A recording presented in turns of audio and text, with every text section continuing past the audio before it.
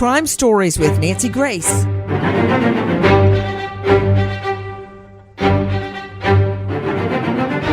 I remember it like it was yesterday.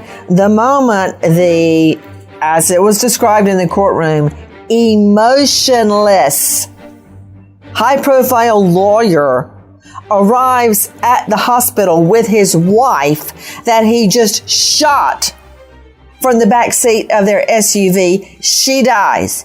Emotionless. That is how Tex McIver was described immediately after shooting his wife dead. He was convicted, and rightfully so. But in their wisdom, in the last hours, the Georgia Supreme Court has reversed the conviction. I'm Nancy Grace. This is Crime Stories. Thank you for being with us here at Fox Nation and Sirius XM 111, where we still care about missing people, especially children, unsolved homicides, and miscarriages of justice. With me, an all-star panel to make sense of what we know right now. But first of all, take a listen to our friends at 48 Hours and 11 Alive. This was a enormously high-profile case. They were a big-time power couple. Here you have the vice chair of the state elections board, who's a prominent Atlanta lawyer. You have this strikingly beautiful, incredibly successful businesswoman. On the night of September 25th, 2016, Tex McIver shot and killed his wife, Diane. They'd been married for 11 years. I loved you before this ceremony, and I love you more because of it. Is there any scenario where you can think that Tex would have shot Diane intentionally? Never. Never once. Tex absolutely adored Diane. The Fulton County Medical Examiner has ruled 63-year-old Diane McIver died of a gunshot wound to the back. And tonight, a close friend of the couple told 11 Alive exclusively that 2 communities are grieving. The Corey Services Tower in downtown Atlanta is lit up with this memorial to the company's president, Diane McIver. She was shot inside a Ford Expedition she rode in late Sunday with her husband Tex and a close family friend as they returned from their Putnam County ranch. They were very good citizens of Putnam County.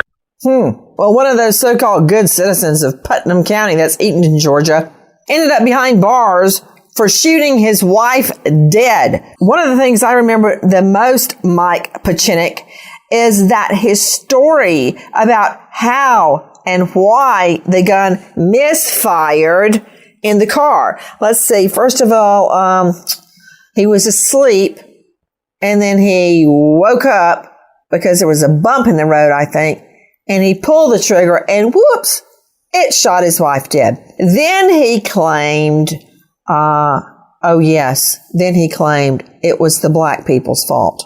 Remember that? That they were protesting, and he pulled the trigger? That's right, blame the black man again. There was the sleeping, there was the so-called protest. Seems like there was another reason he shot his wife dead. Mike Pachinik is with me, formerly with WSB-TV, Channel 2, high-profile reporter. Mike, I can't believe they have reversed this case, but let's talk about what happened at the beginning before we get to another bad decision by the Georgia Supreme Court. Tell me what happened the night that Diane McIver, gorgeous, brilliant, beautiful, worked her fingers to the bone to build up Carrie Limo and was bailing this husband, Tex McIver, the high-profile lawyer, bailing him out. I mean, he was hemorrhaging money, all those designer clothes, a full-on farm in Eatonton, Georgia when they lived and worked in Atlanta. He had been put on off counsel, which means you're not bringing in enough money in his fancy law firm. I mean, she was bailing him out with buckets. And then when she died, he gets it all. Isn't that the way it went down, Mike? Well, that's certainly the way prosecutors portrayed their life. But Nancy, this all started earlier in that day. They were at that ranch out there in Putnam County, making their way back to Atlanta. Their friend Danny Joe Carter was at the wheel. Diane's in the front seat, Tex is in the back. And as they made their way into downtown Atlanta, there was some traffic, so they got diverted, got off the highway. And that is when Tex claims that he woke up, looked out the window, and saw a group of homeless people and some Black Lives Matter protesters gathering in this area off what's called the Downtown Connector, right in the heart of downtown Atlanta. I'm glad you corrected me, Mike. I forgot it was also the homeless people's fault. Go ahead. So they get off the highway, and he looks around. He says, "Girls, I don't think we should have gone this direction.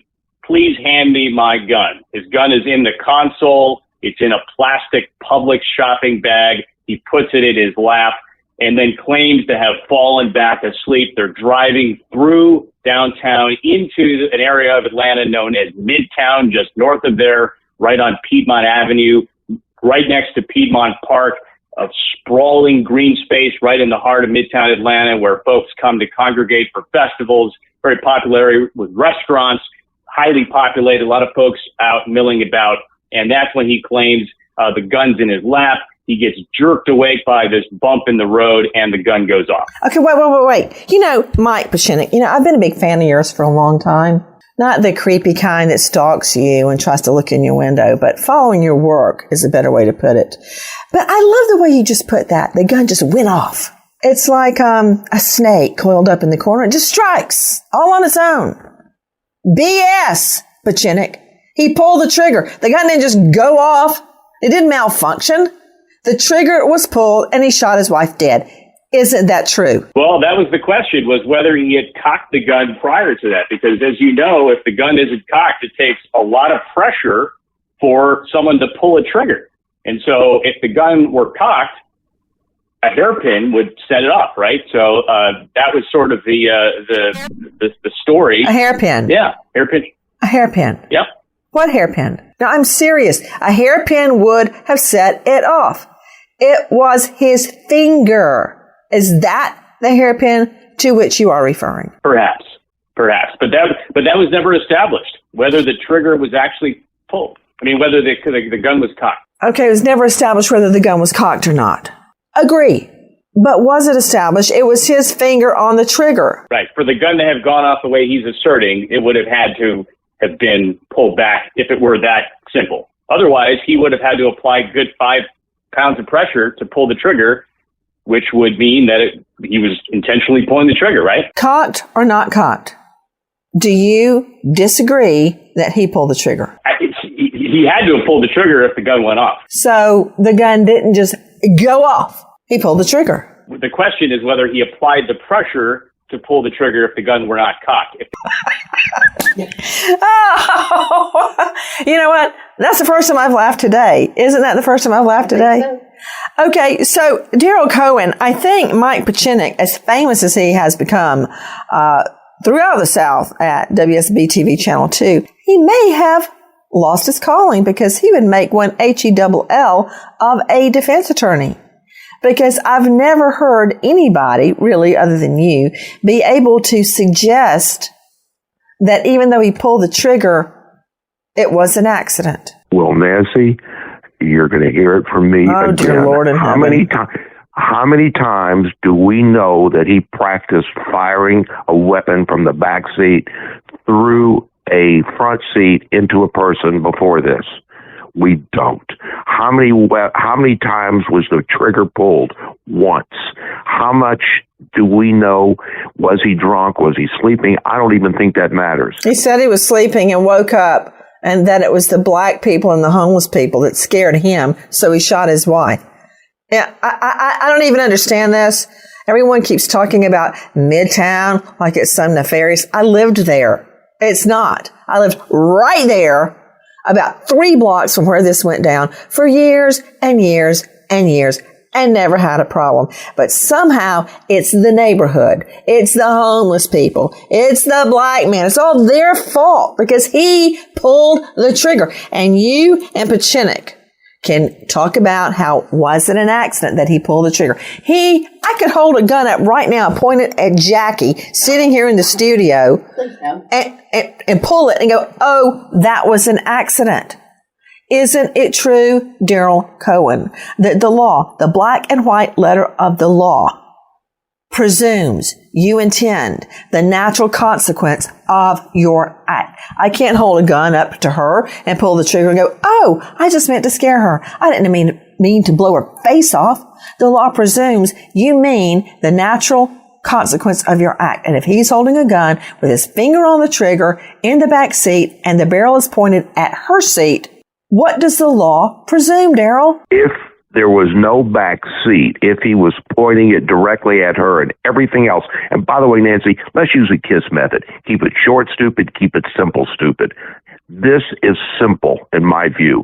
We don't know what type of material was in the seat between Have you lost him your... Okay, you know what? Sometimes I forget this is your job to make what is very clear, very muddy. You know what? Mike Pachinik, I'm going to go out on a limb. I'm going to go back to you, and I want you to tell me about the jury's verdict and the nurses who testified on one Friday morning in court how McIver was completely emotionless at the hospital, and that Diane herself said McIver had been holding a gun behind her back, and that she chose not to see her husband before she died. She was asked, do you want him to come in? She did not want him in the room with her, Mike. That's right. And everybody said that he was not acting like you would expect a grieving husband to act. You know, emotionless, perhaps in shock, but not certainly acting like somebody who had just shot their wife, whether it was accidental or not. And, you know, yes, she did not want to see him there in the ER. Now, you could perhaps argue she didn't want him to see her in that condition. But you could also argue that she was mad at him for what had happened and, you know, didn't want to have him around for that situation. Mike, are you married? Yes, I am. Okay. Happily. Is there? Me too. And he better say the same thing. Mike, has your wife ever been in the hospital or been really, really sick? Unfortunately, she has. Okay. Did she want you to stay out of the room because she thought she didn't look good? No. Because my husband, when Lucy and I almost died, childbirth, my husband never left my side. Not once. And I didn't care how I looked. I wanted him to be there, even if it was the bitter end. So I am not buying into she didn't want him to see her like that. That's total BS, technical legal term.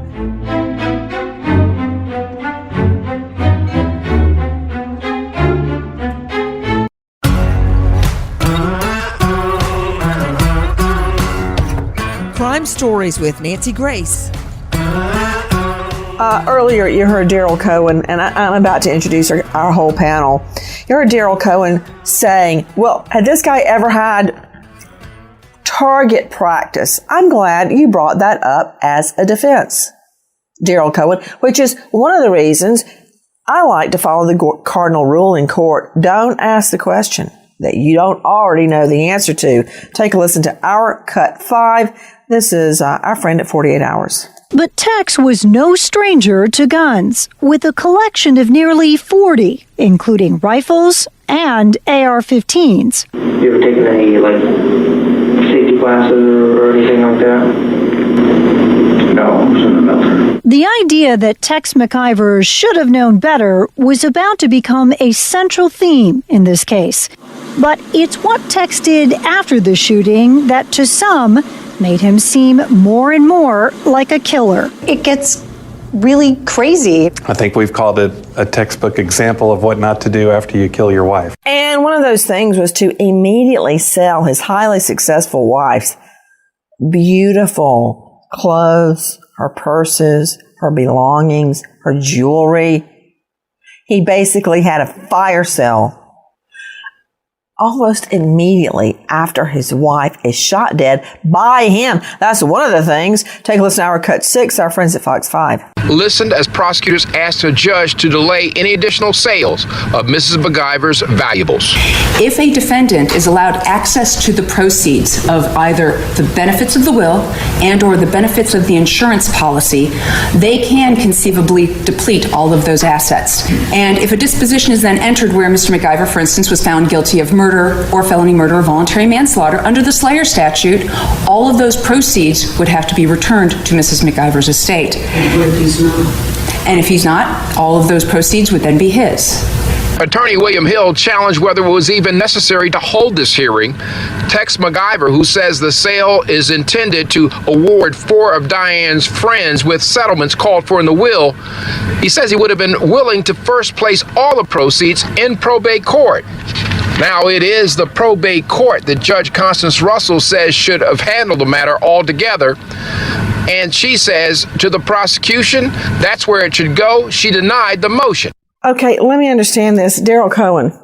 So after he shoots his wife in the back, after she says, don't let him in my hospital room just before she dies, he has a fire sale of all of her minks and her jewels and her designer shoes and handbags and clothes. Did I hear that correctly, Daryl Cohen? I think you did, Nancy. Yeah, I think I did too. What his actions were incomprehensible. But here's a man who was absolutely incomprehensible. His actions, his demeanor, all of that doesn't make sense. It goes under, it does make can't sense. make this stuff up. It does make sense. It makes perfect sense. You know what I've got right here in the studio with me? My dad's shirt. He wore all the time. His favorite shirt. Okay. In my closet, what you see every morning, Keith, my fiance that was murdered, baseball. He was on baseball scholarship. And sometimes they make me sad and sometimes they give me strength. But somebody would have to go through hell and high water to get either one of those things away from me. And here he's having a yard sale. Dr. Sherry Schwartz joining me, forensic psychologist specializing in crime and law, where law and psychology intersect. Dr. Sherry, I don't find it difficult or incomprehensible as Daryl Cohen makes out. I find it very simple and easy to understand. He killed his wife and he wants her money, and none of her possessions, nothing that was dear to her, means anything to him. He's selling it all. He might as well just throw it out on the sidewalk. Absolutely. Here's what we know. Here's what grief research tells us. One of the biggest challenges for widows in particular is to clean out the closets of their loved one. They want to hold on to the belongings because it makes them feel close to the person. They have guilt. They don't want to get rid of the belongings because then it's almost like you're saying out with the old, in with the new. But Tex McIver didn't seem to struggle with that. What exactly happened in that car the evening that Diane was murdered? I'll just say shot, since we're still arguing about the fact of the murder. Take a listen to our cut 3. This is Valerie Hoff at 11 Alive. As police investigate how a gun went off inside the vehicle, Putnam County Sheriff Howard Sills is remembering a close friend of many years. He says the McIvers, who divided their time between Buckhead and Eatonton, were philanthropists who were very involved in the community, often entertaining at McIver Ranch. Diane was a vivacious, beautiful, entertaining woman who was a lot of fun to be around. Atlanta police have not yet completed their investigation, though they say they are fairly close. Sheriff Sills says Tex McIver, a prominent Atlanta attorney, is distraught and grief-stricken. So distraught and grief-stricken, he has a yard sale. Now take a listen to our cut for our friends from 48 Hours. Diane is seated in the passenger seat. Tex is seated right behind his wife. Not far from home, they hit traffic and exited the highway. Tex says he woke up, saw homeless people, and became worried. I said, please hand me my gun. It was in the center console. A spokesman would later say that Tex asked for his gun because he was afraid of carjackers and Black Lives Matter protesters. With that loaded gun now in his lap, Tex says he fell back asleep. I was handling the gun. I realized it was in my lap, right, and it went off. Gun expert Bert Davis. Can a .38 special just accidentally go off? Never known it to happen. You have to pull the trigger. Jiminy. Ooh, what is your challenge with this gun? Well, I think you just put your finger on it. Clearly, a trigger was pulled. The question is, was that a voluntary, knowing and intentional action or an involuntary action based upon an accident? Lisa Daddio joining me, former police lieutenant with New Haven PD and now director of the Center for Advanced Policing. Lisa, thank you for being with us. You hear this guy has a collection of 40 guns, including an AR. You also hear the ballistics experts say a .38 is not going to go off, quote, on its own. What do you make of it? It's an excuse he's using, and that's just my personal feeling. You don't have that volume of firearms, and one would assume he has adequate training and he knows what he's doing with the firearm for something to go off, quote, accidentally. Having your finger on the trigger, being able to pull that trigger with however many pounds is required for the weapon that was used in this murder. It just doesn't make any sense. And hearing it and seeing it, it's honestly mind-boggling. The claims in this case that it was anything but murder. And let's talk about the trajectory path in the case. Dr. Kendall Crowns is joining me, Chief Medical Examiner of Tarrant County, that's Fort Worth, lecturer, University of Texas and Texas A&M, and on faculty, University of Texas Medical Branch.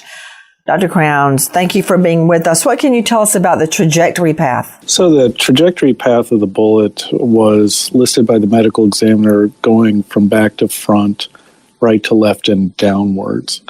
There was some question of whether it was upwards, but based on what the medical examiner said, it did have a downward trajectory path. Okay, Dr. Kendall Crowns, could you translate that? What does that mean? If he's sitting in the back seat and you've got obviously back to front, which means he's shot from the back seat, she's sitting in the front seat. From right to left must mean he scooted over or in the very middle if the trajectory goes from her right to her left, and you're saying up to down, like right under the breast, downward toward the hip. And that, what does that mean? Where would he have been sitting? How would that have happened? So the gun itself would have to be to have a downward wound course, kind of slightly elevated based on the entrance wound. So it's, if it's sitting in his lap like he is saying, it's a possibility that the gun's firing from, waist height of him, hitting her in the back and then going in a slightly downward course. But he's right-handed. That if it were to go off in that direction and he's holding it in his right hand, he'd have to turn. I don't see how that would be achieved by just sitting in the back seat with your hand holding the gun and your finger on the trigger. If that were true and you're right-handed, it would have gone off toward the driver's side, not the passenger side. That's correct. If he's sitting, you make a good point. It would be difficult if he's firing it from his right hand for it to have a right to left trajectory based on her position in the car. Okay, so Dr. Kendall Crowns, I was thinking left to right. You said this was right to left, correct? Correct. Okay, that makes more sense. If he's right-handed, he's on the right, he's turned that way, yeah, still you've got up to down. That doesn't make sense. If he's sitting behind her, holding the gun in his lap, as he says, how would the trajectory path be up to down? Again, it's difficult to say based on the level of the chairs in the car. I would assume they're all level. You would expect it to be more of a just no upward, downward deviation, just to be a straight shot through. So it does show that the gun is slightly above her position when it's fired to give it a downward course. Again, I don't have a good explanation for that. To Mike Pachinik joining me, former reporter, WSB TV, Channel 2, Atlanta. How did the defense, if you can recall, explain away that trajectory path? Well, they claim that, the way he was sitting, the gun would have been on his lap. And, they had a defense expert who testified that the gun would not have been against the seat, that it would have been, back a few inches when fired. Tests for gunshot residue were not conducted by APD, according to this expert. and that he said the gun really wouldn't have been pressed up against the seat. It had to have been at least 6 inches away, and potentially in that plastic bag, as they had said. And that, with the gun resting on his thigh in that way, due to what they called spatial constraints inside the SUV, holding the gun vertically would not have been possible. Okay. I hear you. Talking about what the defense said was spatial constraints in the car. I know this. They can spatial constraint all they want to, but he pulled the trigger and she's dead, and she did not want him in the room with her as she was dying. And that's got to count for something. And you heard people describe his behavior afterwards as what not to do after your spouse dies. Take a listen now to our Cut 7. So in the car, you have the man who pulls the trigger, the woman who dies, and the driver. All three of these people initially say it was an accident. What happens after they get out of the car is Tex changes his story a couple of times, and the driver of the car, who originally said it was a terrible tragedy, a terrible accident, she changes her story, and she says that Tex asked her to change her story as well. He also then goes on to auction off all of her belongings. She had hundreds of thousands of dollars worth of jewelry and furs and couture clothing. And now he says it was at the behest of a lawyer who was running her estate. But each thing he does, individually it looks a little odd, but collectively it just doesn't look good at all. What does she mean by that? Mike Pachinik joining me, formerly with WSB TV. What does she mean that the driver, Danny Jo Carter, also changed her story? Well, in the days after the shooting, we know that Tex MacGyver called her, left a voicemail on her husband's phone, essentially saying, she's going to send me to prison. You got to help me here, buddy. And that's, of course, why he was convicted of witness tampering. But she was fearful. She was worried that he was going to come after her. When he wanted her, the driver, Danny Lynn Carter, to change her story, what did he want her to say, Mike? Well, he wanted her to say that this was an accident. He wanted her to corroborate his story. So in the end, everything changed. I want you to hear what we know about Diane before her death, refusing to have her husband with her as she was rolled into the ER. Take a listen to our Cut 12, our friends at 11 Alive. Before Diane went into the operating room, Dr. Hardy asked Diane if she wanted to see her husband. Here is Dr. Hardy recalling that question, followed by Diane's response to questions about the shooting itself.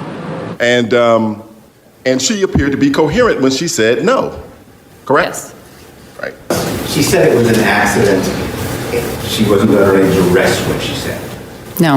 You didn't try to steer her one direction or another to get her to say something. No. In her coherent state, she said it was an accident. Yes. And witnesses earlier in the day testified that Diane and Tex were not arguing leading up to the shooting.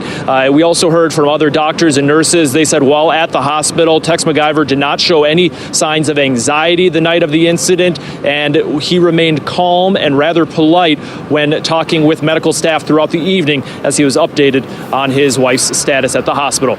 Mike Pachinik, what exactly was the verdict? On which level offense was he convicted? So he was convicted of felony murder, which, as you know, Nancy, in the state of Georgia, means that the jury believed that he was committing the felony of aggravated assault to wound his wife, and she died during the commission of that felony. But what was curious was after the verdict, a juror went on TV and was asked point blank, do you feel like this was malicious in any way? Of course, he wasn't convicted of malice murder, but he was convicted of felony murder. And the juror seemed kind of confused and was like, I think he did what he had to do. He shot her to incapacitate her so he could somehow control her.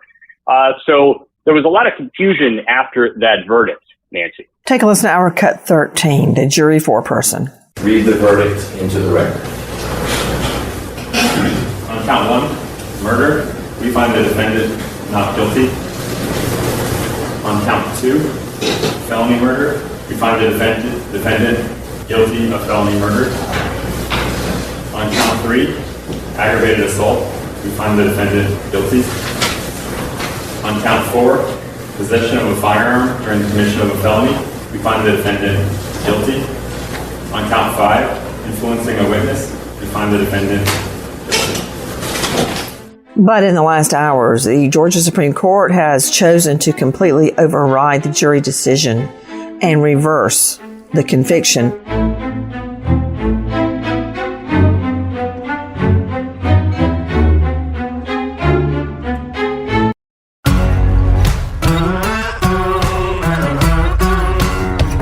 Crime Stories with Nancy Grace.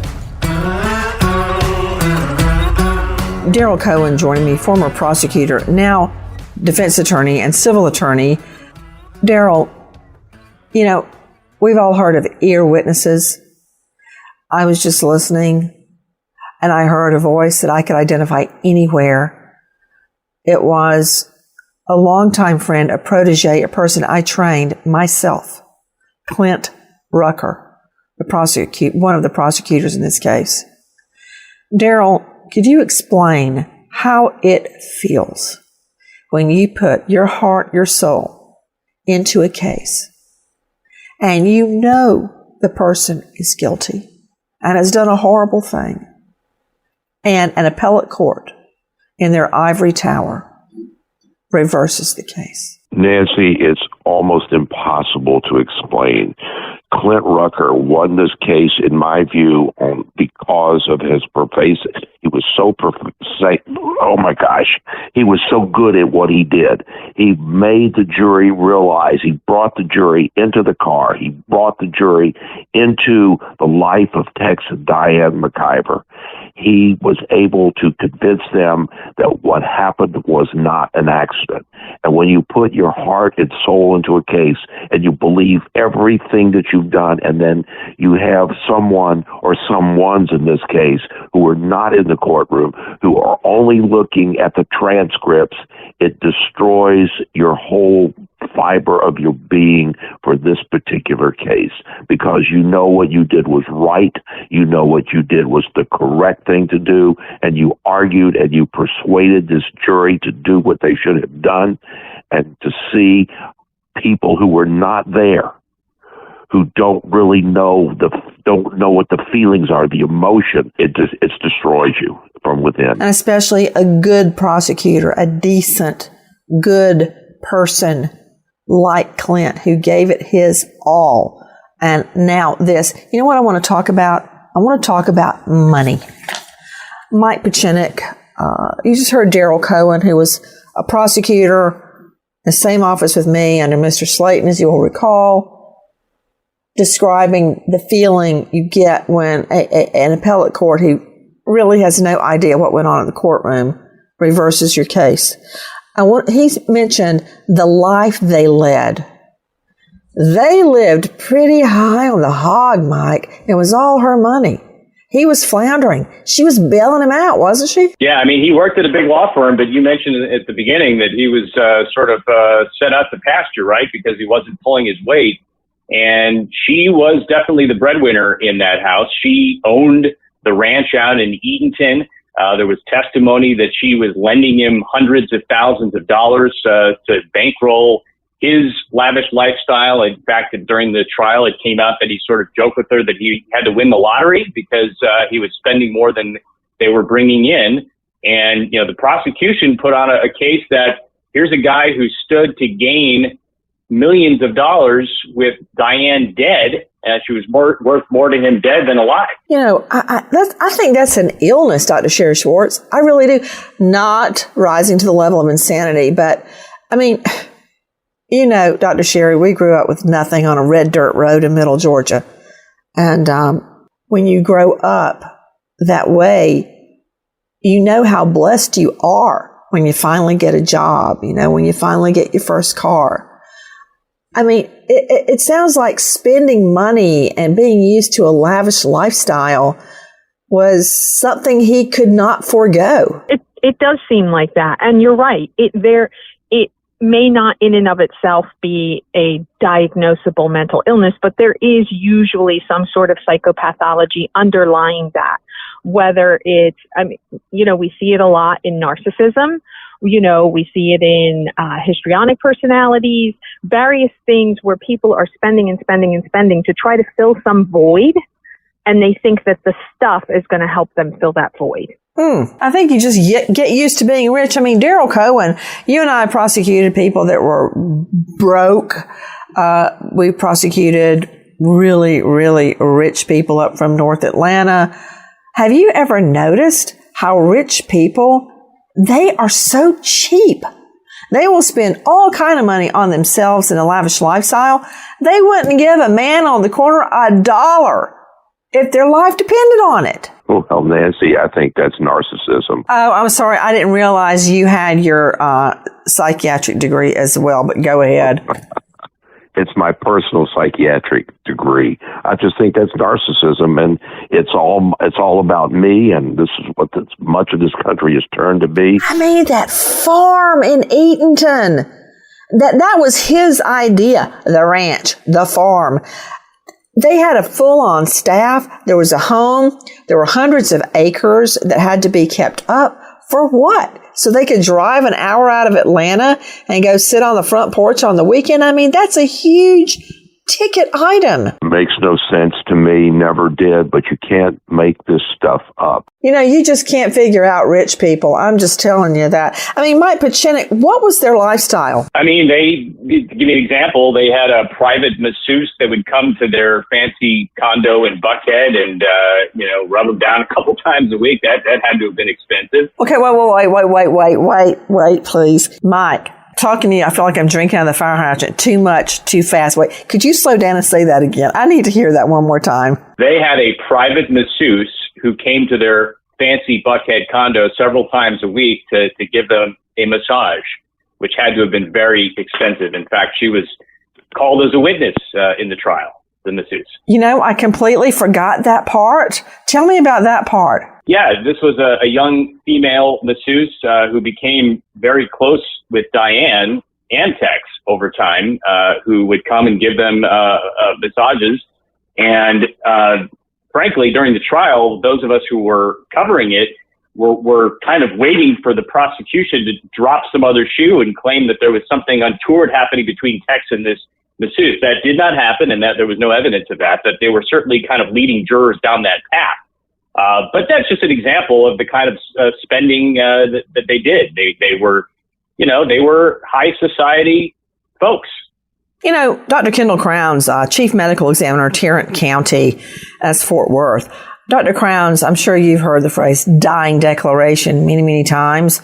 That's an exception to hearsay. And hearsay, when you ask a witness to state under oath to a jury or in court what somebody else said, that's not there to be cross-examined. That's the problem with hearsay. You can't cross-examine the speaker. Dying declaration, completely different. And in this case, Diane said, no, I don't want to see him. That was her dying declaration. She did not want him around her. Have you had other cases of your, let me just say, patients that gave dying declarations? And do you believe that, based on what you know, Diane understood what she was saying at the end? I have had other cases in which there was, they asked for family to be by their side or asked to go home, things of that nature. Based on her injuries, I don't feel like she had anything that would have caused her cognition or her ability to think clearly to be disrupted. So I feel like she knew what she was saying at the time she passed away and had whatever purpose in her mind for it. But I don't think it was a confused statement. I think it was something that she just didn't want him around at the end. Mike Pachenik with me, high-profile reporter, formerly WSB TV Channel 2.